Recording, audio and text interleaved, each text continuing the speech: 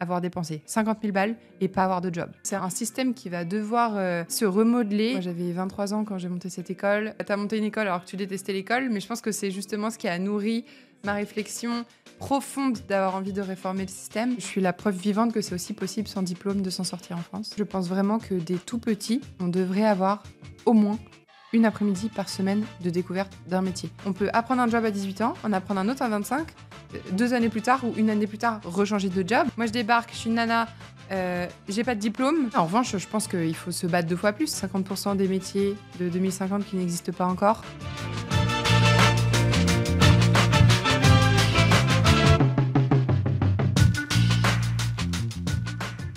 Aujourd'hui, on va parler d'une école qui casse les codes traditionnels de l'enseignement supérieur. On va parler d'Iconoclass, une école qui se positionne comme une alternative aux longues années d'études académiques, en offrant notamment une formation intensive en business development, accessible à tous, qu'on soit jeune diplômé ou en reconversion.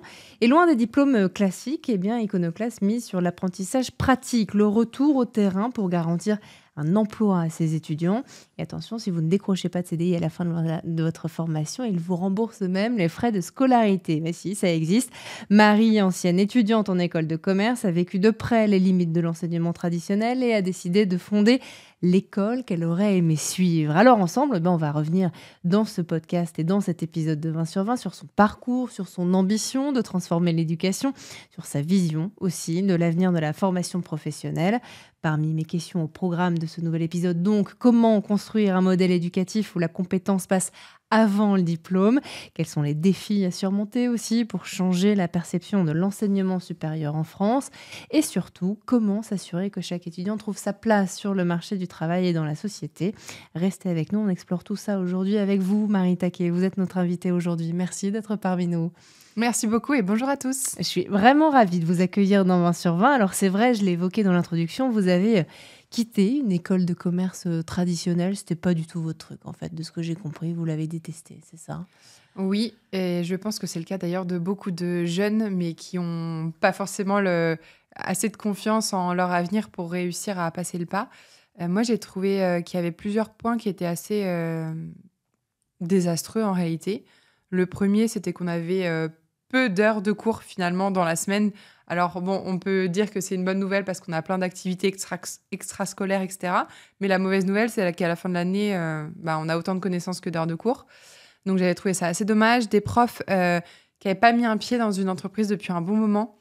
Donc les savoirs qu'on nous délivrait étaient parfois un peu obsolètes par rapport à ce que je pouvais lire sur Google ou sur YouTube. Il y avait déjà un petit peu l'essor des startups, etc. qui commençaient.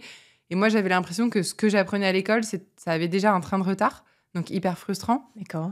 Ensuite, le prix des écoles de commerce. Alors c'est vrai qu'aujourd'hui, il y a beaucoup de choses qui sont mises en place pour améliorer cette accessibilité à tous, on va dire. Mais un master, c'est entre 30 et 50 000 euros en France dans une école privée. Ouais. Ça reste un prix qui est hyper cher, quoi. Donc, je ne jette pas du tout la pierre aux écoles. Aujourd'hui, je sais ce que c'est que d'avoir des coûts qui sont hyper élevés. Et voilà, la source de revenus, c'est l'étudiant. Cela dit, je pense qu'aujourd'hui, le modèle éducatif sur 3-5 ans est à remettre en cause complètement. Ouais. Même si les politiques ne me donnent pas raison dans le sens où on ne pousse pas forcément les jeunes à aller dans des écoles en 3 mois, en 5 mois, parce qu'on se dit que c'est peut-être trop tôt, c'est peut-être trop rapide pour apprendre un job. Moi, je pense vraiment que dans les 50-100 années à venir, on le verra peut-être pas de notre vivant, je pense vraiment que les écoles seront beaucoup plus courtes, parce qu'aujourd'hui, on le voit, la capacité d'attention avec les réseaux sociaux des jeunes devient de plus en plus limitée. Alors évidemment, il faut travailler cette capacité d'attention, mais aujourd'hui, les formats d'apprentissage vont sur des formats vraiment hyper courts, quoi. Ouais. Tu apprends un petit truc sur une vidéo YouTube, TikTok, tu lis, t'écoutes un podcast. Là, en venant, j'écoutais un podcast, ça a répondu à 2 de mes interrogations. Je me dis, mais quelle aura la place des études longues dans ce schéma? C'est vrai. En tout cas, sur les métiers business. Alors, je ne dis pas demain pour être médecin, pour être avocat, peut-être que ce sera toujours nécessaire de faire autant d'années d'études. Mais aujourd'hui, pour travailler dans la com, dans le marketing, même dans la finance, je n'y crois plus. Donc c'est tout ça, de ce que je comprends, Marie, qui vous a poussé à faire le grand saut, à imaginer aussi une école avec un modèle complètement différent. Pour celles et ceux qui ne connaissent pas Iconoclast, est-ce que vous voulez bien nous en parler? Oui, totalement. Alors, Iconoclast, c'est un nouveau genre d'école de commerce, je dirais, qui est en 3 mois, qui permet d'apprendre un métier qui est le métier de commercial, donc qu'on appelle aussi business developer, enfin voilà, plusieurs terminaisons, et qui est basé à 80% sur la pratique du métier. Donc pendant les 3 mois, on apprend pour de vrai le métier, on fait le métier pour de vrai. Je vous expliquerai peut-être à quoi ça ressemble. On a des profs qui sont uniquement des professionnels du métier, donc D'accord. qui ont un pied en entreprise et qui viennent donner un cours de temps en temps. Ce qui fait qu'on a des vrais retours terrain de ce qui se passe. Et puis voilà, qui garantit un job, parce que moi, ça me paraît catastrophique qu'il y ait 20% de jeunes qui aient des diplômes, mais pas de métier.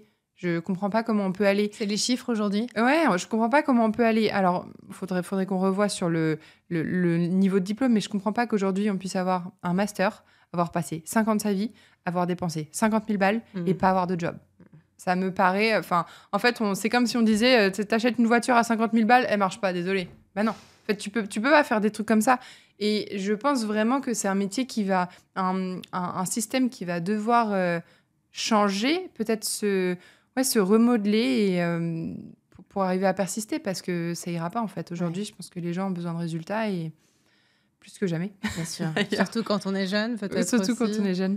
Mais oui, alors vous avez quand même lancé une entreprise, une école. Parce que comment vous vous définissez d'ailleurs? C'est une bonne question. Ouais, une école. Une école? Je me définis comme une entrepreneur, mais je pense que Iconoclast, c'est clairement une C'est école. une école. Dans un secteur où l'éducation, c'est quand même un défi de taille. C'est là-dedans que vous vous êtes lancé. C'était quoi les principales difficultés que vous avez pu rencontrer là, ces dernières années? Au tout début, je pense qu'il y a déjà une difficulté d'arriver à prendre confiance en soi. Moi, j'avais 23 ans quand j'ai monté cette école. Du coup, j'avais toujours pas fini mon école. J'y suis jamais retournée d'ailleurs. Donc, c'est un peu la phrase drôle de t'as monté une école alors que tu détestais l'école. Mais je pense que c'est justement ce qui a nourri ma réflexion profonde d'avoir envie de réformer le système. Donc, ce à quoi je me suis heurtée, franchement, à toutes les choses d'un entrepreneur, comment on finance, comment on crée une marque, comment on arrive à rassurer les parents qui nous confient leurs enfants, leur être cher pour une partie de leur temps. Je pense que le défi aussi quand on monte une école, c'est qu'il y a le prix, évidemment, mais il y a le temps que la personne passe qu'elle ne récupérera jamais. Quand il y a quelqu'un qui passe 3 mois chez moi, dans notre école, je sais que c'est 3 mois qu'il ne récupérera jamais, donc je mets une importance hyper forte à essayer que ces 3 mois soient les plus riches possibles, où ils se sentent le mieux. Donc non, franchement, je me suis heurtée à tout. Comment on fait pour trouver un prof, comment on fixe son prix, comment on fait pour créer une marque. Mais bon, on y est, et puis on essaie de s'améliorer, bien sûr, d'année en année. Donc, vous avez appris par la pratique, j'imagine, en tant qu'autodidacte aussi, parce qu'à 23 ans, c'est le genre de truc qu'on n'a pas appris non plus en cours, surtout quand on a arrêté les cours. C'est clair, totalement par la pratique, totalement autodidacte. Et je pense que je suis la preuve vivante que c'est aussi possible sans diplôme de s'en sortir en France. Moi, c'est vrai que je ne dis pas du tout que les diplômes, c'est mal. Je pense que c'est très bien pour arriver à, finalement, à peut-être se mettre dans une case. Mais il faut aussi arriver à sortir de cette case. Et moi, ce que je critique sur le diplôme, c'est d'essayer de nous mettre dans un moule, du coup d'effacer peut-être un peu nos personnalités, nos envies. En fait, c'est vrai que moi, toute mon enfance, on m'a dit, mais si t'as pas de diplôme, tu seras une merde, tu seras rien, tu trouveras jamais de taf, tu seras payé au SMIC toute ta vie. Et c'est pas ce qu'on voulait pour moi, et c'est pas non plus l'ambition que j'avais pour moi potentiellement. Et en fait, ça met une espèce de pression sur le fait de forcément aller faire des études longues, etc. En France, c'est vrai qu'on a un peu cette phobie de si je fais pas des études longues, je finirai nulle part. Donc ouais, je pense qu'aujourd'hui, il est possible d'apprendre sans forcément faire de longues études. Et le diplôme devrait servir à valider des compétences, mais peut-être en essayant de mettre plus en avant nos personnalités aussi. Moi, je crois beaucoup au développement personnel. On parle beaucoup de développement de compétences, peut-être des compétences techniques, qu'on appelle un peu les hard skills de manière générale.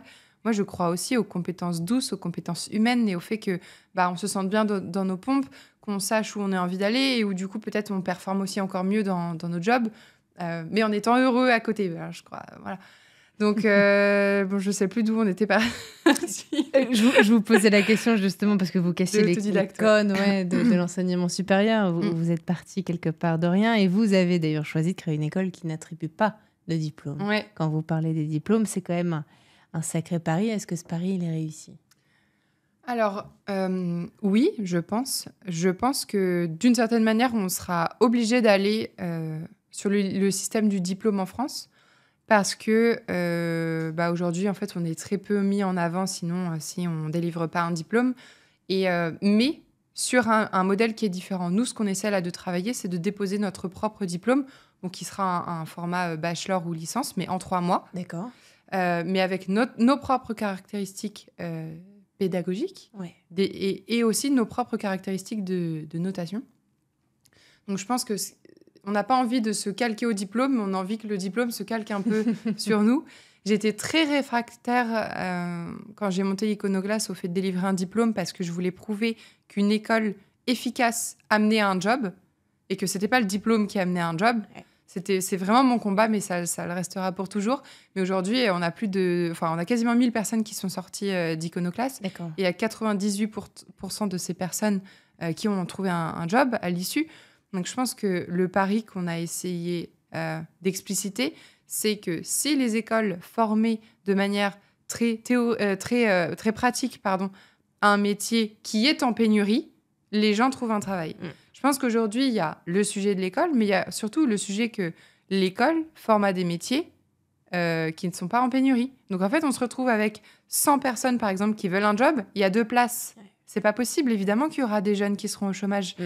Donc, je pense qu'il y aurait peut-être un nouveau pont à créer entre soit Pôle emploi, soit l'État, qui dirait aux écoles, OK, sur le marché, il manque X élèves, X travailleurs sur tel métier, et les écoles devraient adapter aussi leur programme par rapport au métier en tension. Aujourd'hui, je vous donne un exemple. L'intelligence artificielle prend de plus en plus de pas. Ouais. Moi, quand j'ai monté Iconoclass, évidemment, ça existait, mais pas du tout dans l'ampleur dont on parle aujourd'hui. Aujourd'hui, ce qu'on fait, c'est qu'entre chaque promo, donc tous les 3 mois, on revoit notre programme pour être sûr qu'il colle à ce dont les entreprises auront besoin demain, à savoir peut-être des commerciaux qui maîtrisent l'intelligence artificielle. D'accord. En fait, si on se dit, on s'en fout de la tendance, on s'en fout de ce dont le marché a besoin, il y aura toujours du chômage.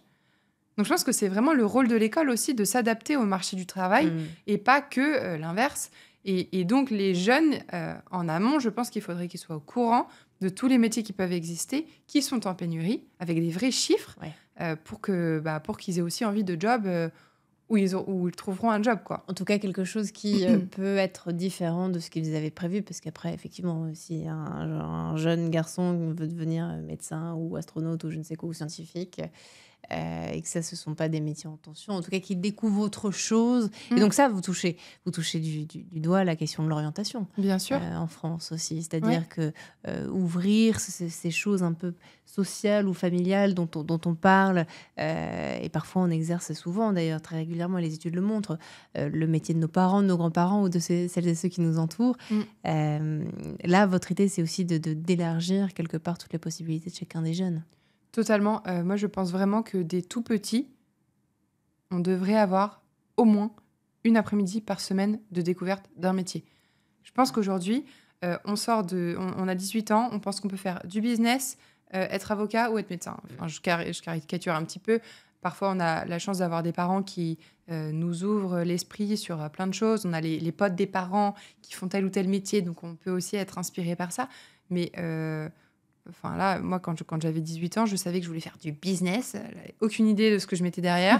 Je ne savais pas ce que c'était ni que le marketing, ni la communication, ni la finance, ni tout ce qui se cache derrière, finalement, ce qu'on pourrait imaginer derrière une école de commerce. Et bon, là, je parle du business parce que c'est ce que je connais, mais je pense que dans tous les métiers, que ce soit aussi scientifique, tout ce qui est aussi immobilier, architecture, on va pas... En fait, on n'imagine pas vraiment ce que peut être le métier de la personne. Ouais. Et en plus, avant ça, il y a ce métier, mais il y a les études que tu dois faire pour arriver à faire ce métier. Donc, je pense qu'il faudrait un peu une double information sur... Voici tous les métiers. Bon, j'exagère, on pourra peut-être pas voir tous les métiers de 3 à 18 ans quand on est à l'école, mais d'une manière générale, essayer d'ouvrir les vannes à fond. Et ensuite, suivant tes compétences et là où tu es le meilleur, où est-ce que tu peux te diriger. Ou alors, il faudra bosser encore plus si tu n'es pas le meilleur. Mais... Sacré sujet que vous posez là, Ouais. en tout cas. Bon, Marie, la plupart des écoles supérieures valorisent aussi les diplômes, on en a parlé, mais Iconoclast met quant à elle l'accent sur les compétences pratiques. Vous en avez parlé, c'est aussi au cœur de votre parcours personnel. Est-ce que ça, ces compétences pratiques, c'est l'avenir pour vous, l'enseignement supérieur ? Totalement. J'ai le sentiment, je ne sais pas si on disait déjà ça il y a 50 ans, mais j'ai le sentiment qu'aujourd'hui, les entreprises ont plus que jamais besoin de profils qui soient opérationnels dès le jour 1 et plus 1 heure à perdre à former la personne. Alors là, je vous donne la perspective entreprise, encore une fois. Quand je me mets à la place du candidat, je sais que l'entreprise a besoin de me faire grandir, de m'épanouir, etc. Mais les entreprises, là, on le voit même avec l'ère des startups, c'est des boîtes qui peuvent vivre ou mourir en 3 ans, en 5 ans. Bon, on a besoin de gens qui sont à fond dès le jour 1, qui connaissent le métier, qui savent ce qu'ils vont faire. Donc oui, pour moi, c'est ça. Et puis, en fait, surtout, je voudrais poser la question de pourquoi on pense encore que la théorie, c'est si important. Pourquoi aujourd'hui, on a l'impression que le contenu descendant, c'est ce qui fera que ça imprime. Moi, aujourd'hui, quand je bachote pour un examen, pour une interview, etc., je me rappelle pas de ce que j'ai appris 3 jours après. Je pense que le cerveau, il est pas fait comme ça. Le cerveau, il est fait pour répéter, déjà, une action. Et c'est comme ça qu'on s'en souvient. Quand on fait plusieurs fois une recette de cuisine, à la fin, on regarde plus la recette. C'est vrai. Donc, je pense que le cerveau, il a besoin d'être en action. Et je pense que ça pourrait marcher pour tout. Aujourd'hui, je vous donne un exemple. Nous, chez Iconoclast, quand tu deviens commercial, tu auras forcément besoin d'être au téléphone avec un client. Nous, on leur fait prendre le téléphone pendant la formation. Ils parlaient des vrais clients. Pour des entreprises, etc., ils s'entraînent. Ce qui n'est pas le cas dans d'autres formations sur le... Non, mais en école de commerce, on prend jamais son téléphone, même si on devient commercial. C'est jamais arrivé. Est-ce que le sujet, c'est pas que vous êtes plus spécialisé sur ce métier-là que les écoles de commerce ? Peut-être, mais du coup, se pose la question de la spécialisation. En fait, le métier de commercial, ensuite, il y a commercial aussi dans l'immobilier, l'assurance. On peut être 100 types de commerciaux, mais la base du métier, ça repose sur un cycle de vente. Le cycle de vente, il faut l'apprendre, il faut comprendre les techniques, etc. Je pense que c'est peut-être aussi le problème d'être trop généraliste. Moi, je crois pas. En fait, je crois pas aux compétences généralistes parce que si demain tu arrives dans une boîte, tu es embauché pour un job, on te demandera pas en fait de faire et le job du marketing et le job de la finance. On s'en fout que tu saches faire tout ça. C'est important de comprendre l'entreprise dans sa globalité, ok. Mais on te demande pas et d'aller faire les fiches de paie et en même temps de créer le site internet. Donc si dans le marché du travail, c'est pas ce qu'on demande, je vois pas pourquoi on essaie absolument de tout faire rentrer dans le cerveau des jeunes en école. On s'en fout. Quand ils arriveront en entreprise, ils auront une curiosité naturelle aussi pour ce qui se passe dans les autres services, je pense. Donc, je crois plus du tout à la généralisation peut-être des compétences et des apprentissages. Je crois vraiment à un apprentissage très spécifique, quitte à apprendre plusieurs métiers plusieurs fois dans sa vie. Ouais. Et ça, c'est l'avantage des formats bootcamp qui sont en 3 mois, en 5 mois. Tout à fait. C'est qu'on peut apprendre un job à 18 ans, en apprendre un autre à 25, 2 années plus tard ou 1 année plus tard, rechanger de job. Alors qu'en fait, quand on va 5 ans à l'école, tu m'étonnes que tu n'aies pas envie de te reformer. Non, ça fait 1 an, j'ai dépensé 50 000 €. Je vais aller 5 ans à l'école, je fais mon travail toute ma vie, quitte à être en dépression, quitte à être en burn-out. Non, c'est pas possible, quoi. C'est plus ce que recherchent les jeunes aujourd'hui, parce que c'est vrai que nos parents, ou on est, de ce que je comprends, la même génération, où nos grands-parents étaient aussi très attachés à ce CDI, où on reste presque toute une vie, 20 ans, 25 ans, 30 ans, dans la même boîte. Et ça, c'était le Graal. Oui. Aujourd'hui, les jeunes, mais vous les connaissez mieux que moi, et ça m'intéresse d'avoir votre point de vue. On a l'impression que soit ils veulent devenir entrepreneurs comme vous, quelque part, parce que c'est une quête de la liberté, c'est d'avoir de l'impact, c'est d'avoir du sens, etc., de faire quelque chose d'utile, ou effectivement d'être en formation et reformation constante et d'exercer 10 métiers dans une vie, parce qu'en fait, on fait ce qu'on a envie de faire. Complètement, je suis complètement d'accord avec ça. Je pense qu'on devrait juste avoir le choix et arrêter avec cette pression sociale de « Ah bon, mais t'étais médecin? Mais attends, mais je comprends pas pourquoi maintenant tu veux travailler dans la com. » Oui, mais si c'est... Quand on choisit d'être médecin à 18, du coup peut-être 30 ans, quand on commence à exercer, on a aussi changé dans sa vie. Ouais. Est-ce qu'on a le droit de changer personnellement? Et le personnel influe forcément sur le professionnel. Donc, S'il y a des gens qui sont très fidèles à une entreprise et qu'ils se sentent très bien, qu'ils arrivent à gravir les échelons, ou juste qu'ils aiment leur travail et qu'ils n'ont pas envie de gravir les échelons, je trouve que c'est OK. S'il y a des gens qui ont envie de passer de fleuriste à avocat, je trouve que c'est OK. Et en fait, on devrait juste décomplexifier un peu et enlever un peu de pression sur l'avenir professionnel. La pression qu'on a à 18 ans, on a l'impression qu'on va foirer sa vie, que si on choisit pas la bonne école, que si on choisit pas le bon métier, on est bloqué. Mais c'est ce qu'on nous fait croire. Hein. Moi, je pense qu'il y a une vraie quelque chose qu'on a sur la tête où on se dit mais en fait, si je foire, c'est mort, c'est pour toute la vie. Mais c'est horrible. En plus, on change tellement. Si on change de compagnon et qu'on change de pote, je vois pas pourquoi on changerait pas de taf, en fait. Enfin, ou d'école ou de formation. On change. On est fait de mouvements. Donc, je crois à la formation tout au long de sa vie. Je crois aussi à écouter son intuition et pour essayer d'être heureux, quoi. Je crois pas au burn-out. Je ne crois pas au burn-out. Bon, bah, tant mieux. En tout cas, c'est pas ce qu'on vous souhaite, ça c'est sûr. Alors, est-ce qu'en revanche, est-ce qu'Iconoclast, vous positionnez comment comme un véritable concurrent direct des universités, par exemple, des écoles de commerce, ou comme quelque chose de complètement différent parce que c'est intéressant, cette question du positionnement aussi. J'imagine que vous vous êtes pas fait que des potes. Ah non. Ah non. Bah, d'ailleurs, il y en a peu qui ont envie de collaborer avec nous. Non, on est... Alors, nous, dans une classe, il y a des gens, là, si je vous prends la promo qui est en cours, de 18 à 61 ans. Moi, je ne crois pas à l'éducation par âge. Je crois vraiment à l'éducation par compétence. Et donc, on peut aussi bien prendre... se situer au même niveau qu'une école de commerce, une université, etc., qu'un BTS ou que même, plus tard, les formations professionnelles. Voilà, moi je crois juste à des gens qui ont envie d'apprendre un métier, trouver un job dans lequel ils seront heureux, bien payés. Et voilà. Donc oui, je me suis pas fait des potes, en effet. Non, je me suis pas fait des potes. Pas toujours évident à gérer, j'imagine. Vous promettez aussi à vos étudiants de décrocher un emploi à la fin de leur formation. Sinon, leurs frais de scolarité, ils sont remboursés. Comment vous garantissez cette promesse-là ? Ouais. Alors, on la garantit juste dans la mesure où ils respectent quand même un certain nombre de conditions, dont le fait de venir à l'école, dont le fait de respecter les autres. Bon, voilà, on a une dizaine de conditions. Et en fait, nous, ce qu'on met en œuvre, c'est qu'on met un point d'honneur à ce que l'employabilité soit leur priorité, puisque c'est de base pour cette raison qu'ils nous rejoignent. Donc déjà, tout au long du cursus, qui dure donc 3 mois, toutes les semaines, le mercredi, c'est... focus sur l'employabilité. Donc, on apprend à se comprendre, on apprend à comprendre ses forces, ses faiblesses, on apprend à créer sa marque personnelle, je dirais, pour un peu son personal branding, quoi. On écrit sur LinkedIn ce qu'on pense, comment on a vécu sa formation, on prend plein de photos. On essaie vraiment que la personne naisse sur les réseaux professionnels, d'une certaine manière. Parce que ça, c'est important aujourd'hui pour trouver un job. Je pense qu'en tous les cas, oui. Ça me paraît presque indispensable aujourd'hui. Moi, je recrute beaucoup de gens. À chaque fois que je recrute, je regarde sur LinkedIn en premier lieu. Ensuite, on leur apprend à faire un CV qui est correct, qui est même très bien. On leur apprend à se pitcher. Donc, comment on se pitch en 30 secondes, comment on se pitch en 1 minute, comment on répond aux objections sur le salaire. En fait, nous, ce programme, il s'appelle « Chasse ton CDI » à l'intérieur du programme. Et on leur apprend vraiment à traiter l'emploi comme s'ils faisaient une vente. C'est la vente d'eux-mêmes. D'accord. Et donc, ils suivent tout le processus de comment on close son CDI, quoi. Donc, on a un vrai parcours d'accompagnement sur le fait de trouver un job, dans quelle boîte ils rêveraient d'aller.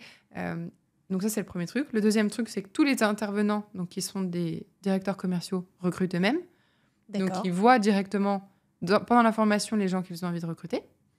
Et puis, dernière chose, une fois par semaine, à l'issue de la formation, on a un suivi où ils viennent tous, ils se connectent tous sur un appel visio et ils peuvent débriefer de leurs entretiens, comment ça s'est passé, D'accord. comment ils peuvent apprendre. Ah oui, vous les lâchez pas comme ça dans la nature. Non, ils ont une fois par semaine un suivi. Génial. Donc, c'est hyper important pour nous. Et puis, bon, après, il y a des gens qui, finalement, ont envie de monter une boîte, ont finalement envie de faire un autre job. Bon, il y a aussi plein de cas où les gens n'ont pas envie de trouver un job, mais ceux qui ont vraiment envie d'en chercher un, on les accompagne. Dans un monde où, Marie, on valorise de plus en plus, on l'a dit, ses compétences pratiques, peut-être un peu moins à l'école en tout cas, mais c'est vrai que même les entreprises y apportent de plus en plus d'importance. Quelle est selon vous la mission fondamentale de l'éducation ? Vous n'avez pas 4 heures, je suis désolée, mais ça m'intéresse de savoir, parce que vous qui bouleversez, vous arrivez comme ça dans ce monde de l'enseignement supérieur, il y a quelque chose de complètement nouveau, à un âge hyper jeune, là où généralement on voit plutôt des gens voilà, qui ont eu un parcours avant, parfois même dans le privé, avant de rejoindre l'enseignement supérieur. Tout ce que vous êtes, tout ce que vous faites est complètement nouveau. Et donc j'imagine que votre vision de l'éducation, elle l'est aussi. Oui, alors... Vous avez commencé à m'en parler tout à l'heure, mais... Moi, le rôle de l'éducation, est-ce que c'est le rôle de l'école, finalement ? Je pense que l'école doit amener une sorte de quête de son identité, d'une certaine manière. Pas sur tous les points, parce qu'évidemment, l'identité, ça peut se développer par la famille, etc. Enfin, par ses propres intuitions, par ce qu'on vit, ses passions, etc. Mais l'école, c'est une sorte d'endroit où on va avoir des relations sociales. Donc, on apprend de soi-même en ayant des relations sociales, à mon sens. On va avoir un rapport avec l'autorité, puisque les coachs, les profs, ça reste une sorte de figure d'autorité. Et puis ensuite, quand on passe au côté marché du travail, on a aussi un rapport avec l'autorité. Donc, je pense c'est aussi pour ça qu'il y a des jeunes qui ont envie de devenir entrepreneurs. Ils se disent, mais finalement, moi, j'ai plus envie qu'on me dise ce que je dois faire, etc. J'ai envie d'être libre. Si vous pensez ça, vous avez tort, parce que je peux vous dire que l'entrepreneuriat, il n'y a rien de plus esclavagiste, finalement. On a des boss qui sont des investisseurs ou les clients. Donc, c'est aussi une forme d'autorité. Bien sûr. Et puis ensuite, on se confronte au savoir. Donc, le savoir, c'est aussi dans la quête de son identité. C'est hyper important. Quand on apprend des choses, on apprend aussi ce qui nous plaît, ce qui nous plaît moins. Et on apprend sur soi, je pense. Je commençais à parler tout à l'heure du développement personnel. Je pense qu'on apprend aussi avec tout ce catalyseur-là d'interaction, à savoir qui on est, quoi. Ce qu'on aime faire, comment on se sent. Est-ce qu'on est plutôt quelqu'un qui écoute, qui aime parler, Donc l'école, je pense que l'école aide sa quête finalement dans son identité. Donc ça, je dirais que c'est un peu la vision globale. Et je pense que l'école du supérieur devrait être focus sur le fait de trouver son orientation professionnelle en court terme, pas forcément sur le long terme, mais là, dans les prochaines années, comment je me projette, qu'est-ce que j'ai envie de faire. C'est quand même un temps quand on va au travail, c'est quand même 5 jours par semaine, c'est tellement d'heures. Si c'est un métier qu'on n'aime pas faire, c'est la cata, quoi. Faut changer une vie, ouais. Je suis d'accord. Un autre sujet que je voulais aborder avec vous, c'était celui du financement. Certaines startups choisissent l'autofinancement quand elles le peuvent, d'autres choisissent de faire des levées de fonds. Comment on finance une école quand on part de zéro ? Je pense qu'il y a plein de façons de le faire, parce que j'ai vu que j'avais des confrères qui ont réussi à lancer des écoles sans levée de fonds en faisant une sorte de pré-inscription où les premiers inscrits, les premiers élèves finançaient finalement toute la partie école. Le démarrage, c'est souvent des écoles qui sont en visio, mais en physique, ça existe aussi. Moi, j'ai choisi la voie de la levée de fonds parce que c'est l'univers des startups, c'est un univers dans lequel j'ai commencé à baigner, dans lequel je me sens à l'aise. D'accord. Et j'avais l'impression que c'était un projet qui était assez restructurant finalement pour l'éducation de manière générale, et que donc des investisseurs s'y intéresseraient et que ça me permettrait de lancer le projet plus rapidement. Donc moi, j'ai commencé en étant incubée dans un incubateur de start-up où j'ai commencé à monter mon projet. Donc pour ceux qui ne sont pas familiers avec ça, on vient avec une idée et peut-être déjà 2-3 preuves que ça peut marcher auprès d'un incubateur. L'incubateur, parfois, prend des parts de l'entreprise. Donc ça peut être entre 5 et 10%. Et en échange, donne des conseils, ça pourrait aide sur les levées de fonds. Et en général, il y a plein de conseillers, on va dire, dans l'incubateur qui aident.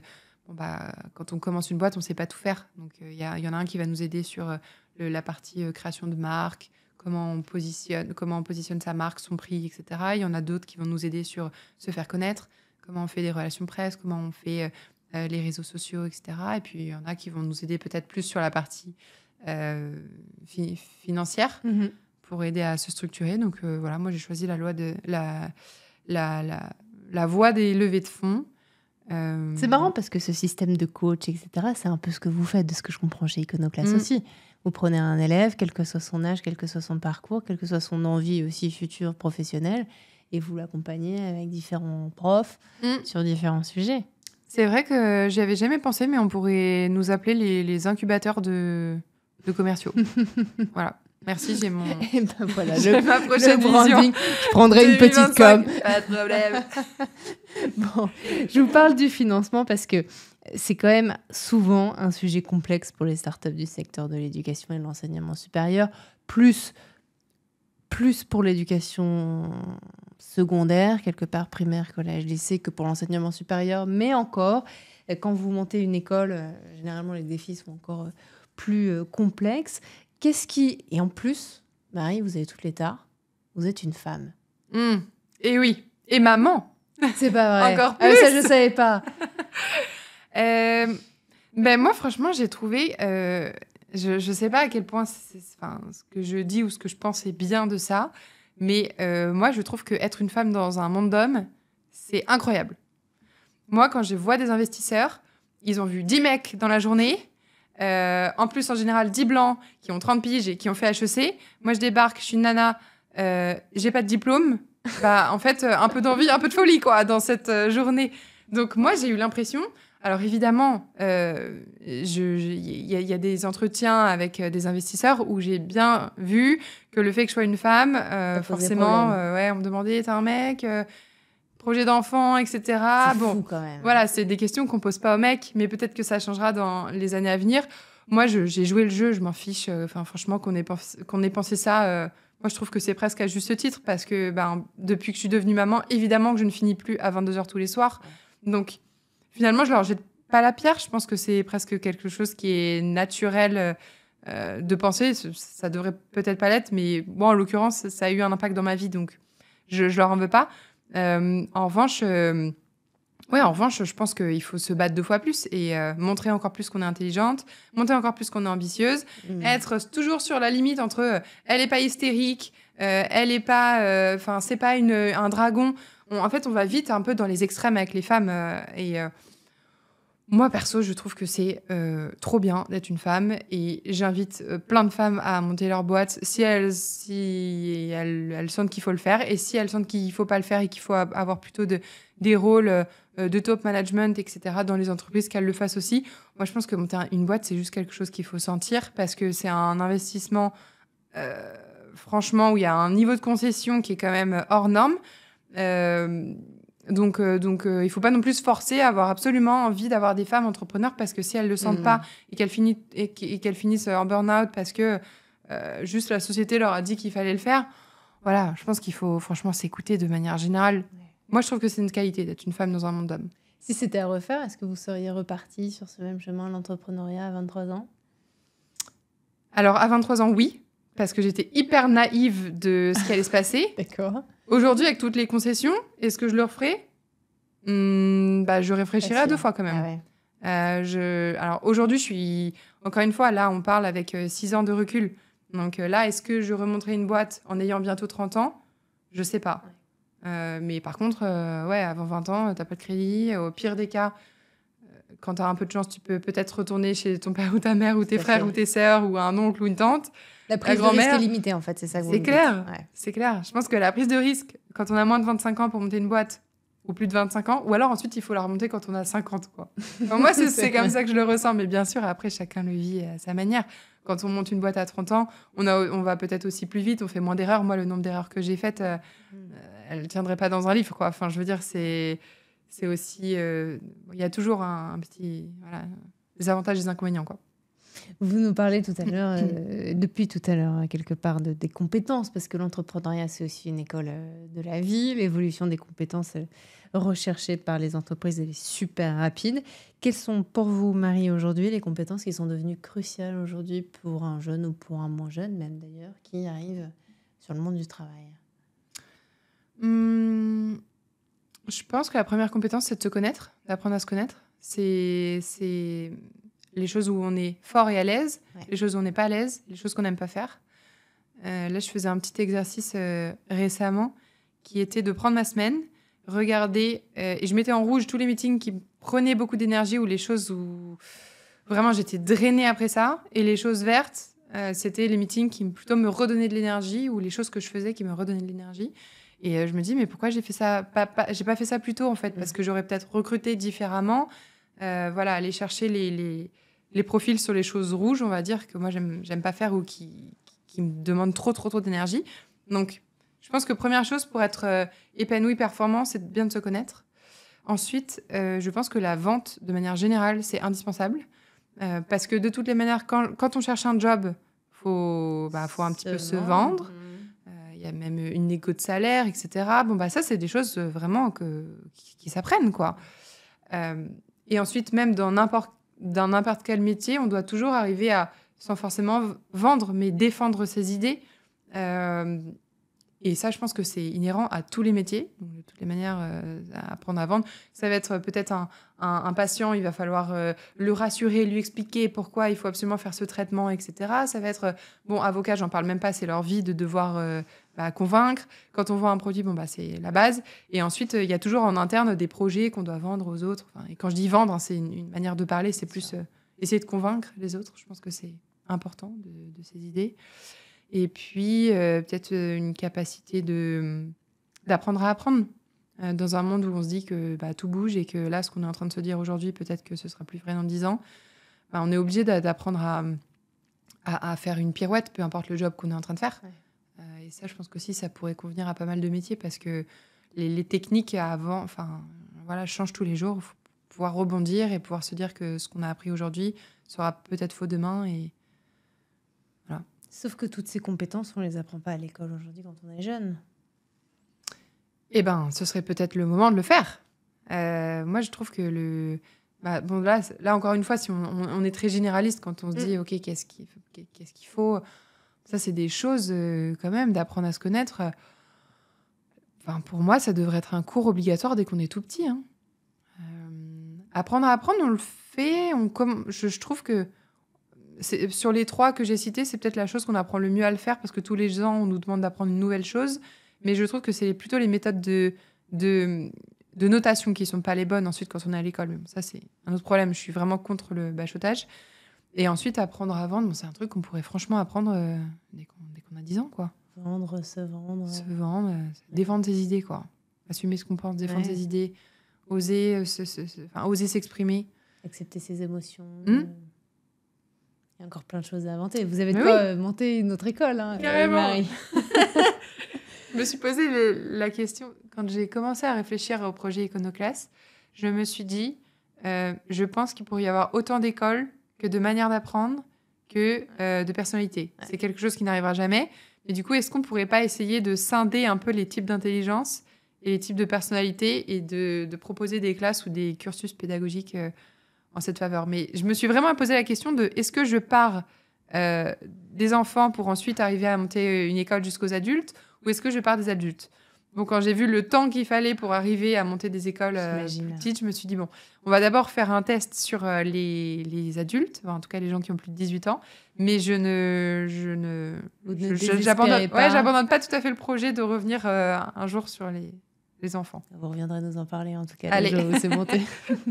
On ne peut pas parler d'éducation non plus sans parler des nouvelles technologies, de l'apprentissage en ligne, de l'intelligence artificielle aussi qui bouscule un peu tout ce monde-là, et notamment de l'enseignement supérieur qui est le vôtre. Comment vous voyez justement l'université de demain, l'enseignement supérieur de demain en termes de pédagogie, d'intégration des outils numériques ? Est-ce que c'est quelque chose que vous utilisez déjà au quotidien et auquel vous formez aussi chacun de vos élèves, peut-être dans leur technique de vente d'ailleurs ?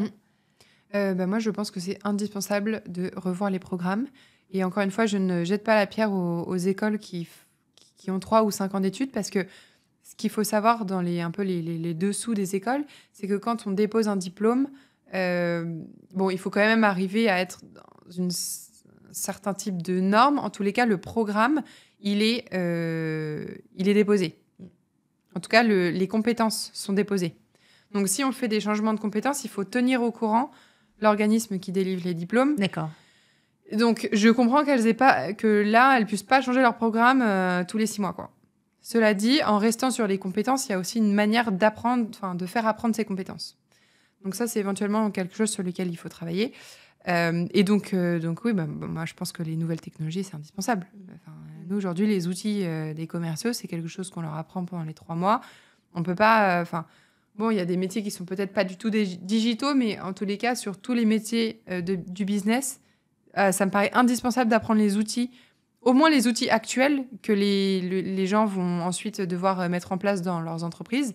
Alors bien sûr, encore une fois, il y a encore autant d'outils que d'entreprises limite qui existent, mais c'est un schéma de pensée. Je peux vous donner un exemple. Nous, dans le métier de commercial, il y a un outil qui est hyper important, c'est le CRM.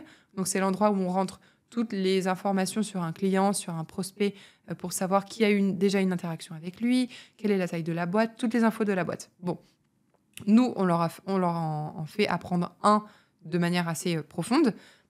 C'est peut-être pas celui qu'ils utiliseront dans les entreprises ensuite, mais ils sauront ce que c'est un CRM, ils sauront comment ça se remplit de manière générale et quels sont en gros les ponts qui se tissent quand on utilise un CRM.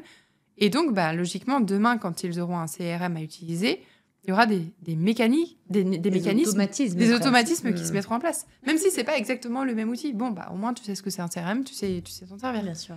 Donc, voilà. Et puis, en plus, les entreprises, aujourd'hui, encore une fois, bon, elles ont besoin de personnes qui font. Elles ont besoin de personnes qui réfléchissent. Elles ont aussi besoin de personnes qui font. D'ailleurs, c'est pas indissociable. Et je pense que les outils, c'est indispensable. Pour moi, c'est à intégrer de manière indispensable, catégorique dans les programmes. Beaucoup de jeunes remettent en question la notion de réussite professionnelle telle que la société peut le définir. Vous, c'est quoi votre définition, Marie, du succès ? Moi, je pense que c'est déjà d'arriver à quand même à se mettre un but, un objectif, mais qui nous plaît à nous, qui plaît pas à papa-maman, qui plaît pas au conjoint, qui plaît pas à ce que grand-mère a dit ou la société a dit. C'est un objectif où toi, vraiment, quand tu vas aller le chercher, tu vas te sentir fier de toi, quoi, une vraie fierté. Donc, je pense que moi, ma notion de réussite, c'est ça. Et ensuite, ma deuxième notion de la réussite, c'est que une fois que je suis allée chercher cet objectif, quel est le prochain ? Mais ça, encore une fois, c'est très propre à moi. Et je pense que tout le monde peut avoir un peu sa vision de la réussite. Mais moi, ma vision de la réussite, c'est d'aller chercher l'objectif que je me suis donné. Mais de ne pas m'interdire de totalement le modifier si jamais finalement c'est plus mon envie, quoi. Parce que on peut se donner peut-être des objectifs très court terme, moyen terme, long terme. Les longs termes, encore une fois, tout change très vite. Et je pense qu'aller chercher un objectif long terme qu'on peut apparenter à une réussite qui est plus alignée avec ce qu'on veut au fil du temps, c'est pas forcément c'est peut-être aussi ça la réussite, quoi. Arriver à se poser la question de est-ce que je suis toujours alignée avec mon objectif et avec ce que je rêvais de devenir quand j'étais petit. Moi, quand j'étais petite, je rêvais d'être cavalière. Est-ce qu'aujourd'hui, si je m'étais entêtée à fond là-dedans et qu'en fait, j'avais pas réussi, est-ce que je serais heureuse ? La réponse pourrait être oui, pourrait être non. On le saura jamais. Mais je pense que ça vaut le coup de vraiment se reposer à chaque fois la question. De manière régulière. De manière régulière, ouais. L'avenir de l'éducation aussi, il semble incertain. Il y a de nombreuses réformes en cours. C'est vrai que les ministres changent très, très régulièrement. Vous, votre souhait pour l'évolution de l'enseignement supérieur, du système éducatif en France dans les 10 prochaines années, ce serait quoi ? Je ne sais pas si vous aviez une sorte de baguette magique. Alors, je dirais une éducation qui est adaptée au marché du travail et pas l'inverse. Comme on le disait un peu tout à l'heure, avec vraiment connaître en gros quelles sont les grandes tendances.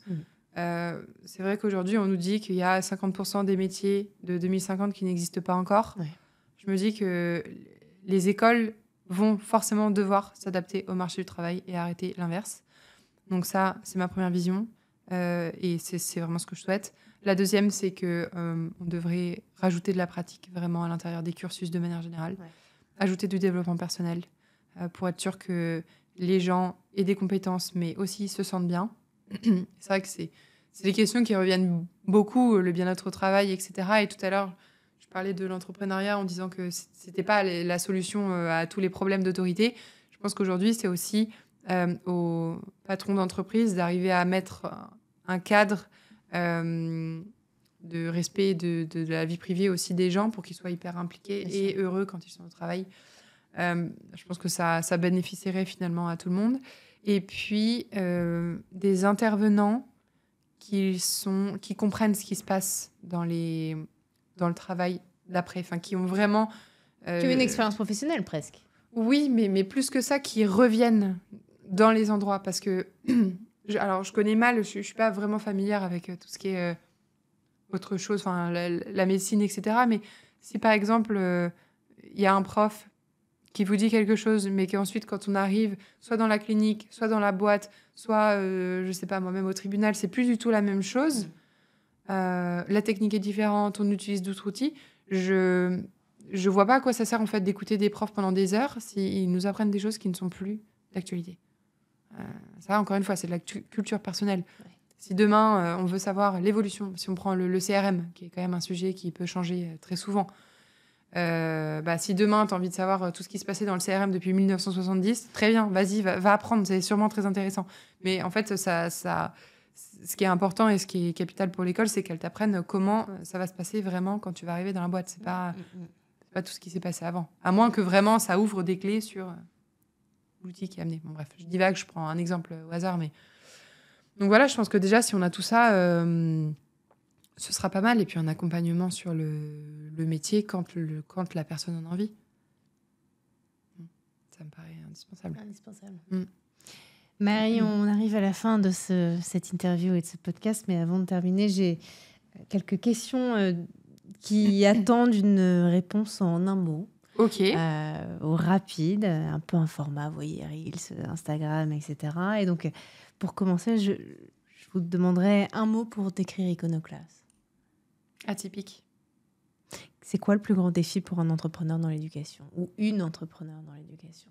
L'employabilité. Je réponds que en un mot. Hein. C'est parfait. Moi, jouer le jeu. Si j'ai le droit à 5, vous me dites. Hein. Votre plus grande fierté avec Iconoclast? L'employabilité. Ok. Le secteur du business développement en un mot? Je pourrais dire l'employabilité, mais je vais vous en sortir un autre. Merci. La performance? Diplôme ou expérience? Expérience. La qualité la plus importante pour réussir dans le business développement, c'est quoi?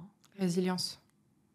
On prend des portes tous les jours. À chaque fois que quelqu'un nous raccroche au nez, nous ferme une porte, il faut arriver avec la même énergie à repartir sur l'appel suivant, comme si la personne, c'était la toute première qu'on appelait de la journée.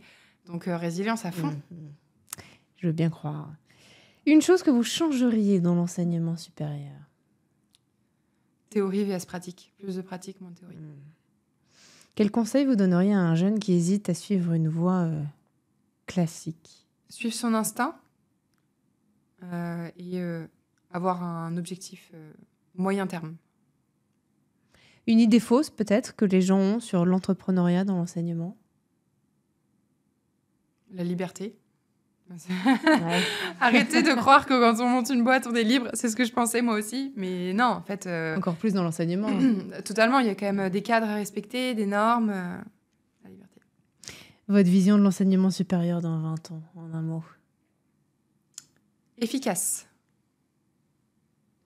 Révolutionner, Un mot, peut-être aussi. Moi, je vous en propose un autre. Révolutionner. À révolutionner 100%. Ouais. Mais si elle est révolutionnée, elle sera efficace.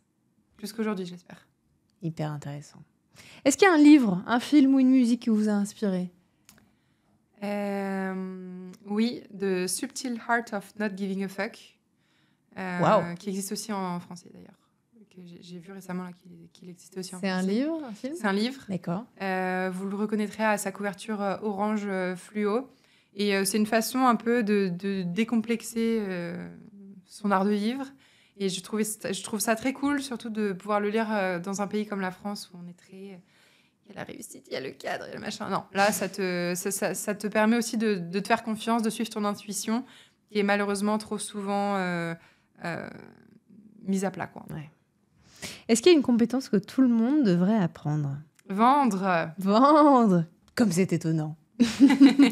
C'est quoi le plus grand défi, Marie, des jeunes aujourd'hui? La quête de leur identité. Je trouve qu'aujourd'hui, on en a beaucoup parlé, mais il y a une grosse pression sociale, plus que jamais, sur la réussite, la popularité, le fait de se sentir bien, etc. Je pense qu'aujourd'hui, il faut arriver à ressentir ce qu'on a au fond, comment on a envie de vivre au quotidien, sans forcément prendre en compte les avis des uns et des autres. Donc, quête de son identité. Pas facile, mais hyper important. En parlant de vivre au quotidien, est-ce que vous avez une morning routine ? Ouais. Je me réveille, je m'occupe de ma fille, déjà. C'est déjà pas mal.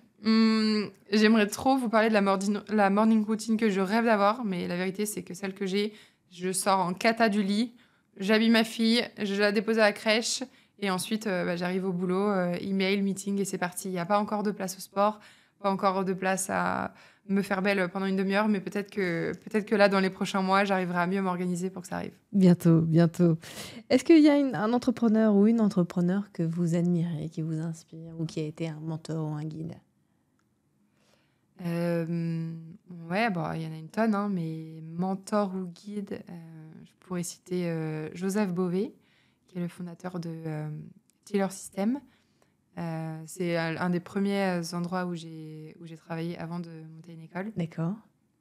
Et j'étais son bras droit, donc j'ai appris beaucoup à ses côtés sur la négo notamment, sur le recrutement. Je pense vendre et recruter, c'est 2 choses qu'un entrepreneur doit apprendre et doit savoir faire. Donc, je le citerai lui. Avant-dernière question, est-ce que vous auriez un mot pour décrire ce podcast auquel vous participez, 20 sur 20 ? Incroyable. Hyper pertinent. Elle n'est pas rémunérée pour sortir cette réponse, je vous le promets. Et dernière question, si vous deviez passer le flambeau, Marie, au micro de 20 sur 20 à 2 ou 3 personnes de haut vol dans l'éducation, dans l'enseignement supérieur, à qui est-ce qu'on appellerait là ? Ouais, alors on pourrait appeler Romain, qui est le fondateur du Wagon. Je vais vous citer 2 autres écoles qui sont sur un peu les mêmes schémas que les miens, parce que c'est des gens que je connais et je sais que je vous les recommande chaudement. Donc Romain du Wagon et Chloé, qui a monté Adatech School, qui est une école de informatique pour les femmes. Code aussi, hein, c'est ça. Ouais. 2 écoles de code. Ils sont un peu concurrents d'ailleurs. Désolée les gars, c'est pas très sympa ce que je vous fais. Mais je vous aime tous les 2. Bon, ça c'est dit. Merci infiniment. Merci tout cas, beaucoup Marie, à vous. C'était un vrai plaisir de vous recevoir. On vous souhaite beaucoup de succès pour la suite de l'aventure. Merci, je l'espère. Et on se donne rendez-vous dans 10 ans. Allez, c'est parti. fait. Merci beaucoup.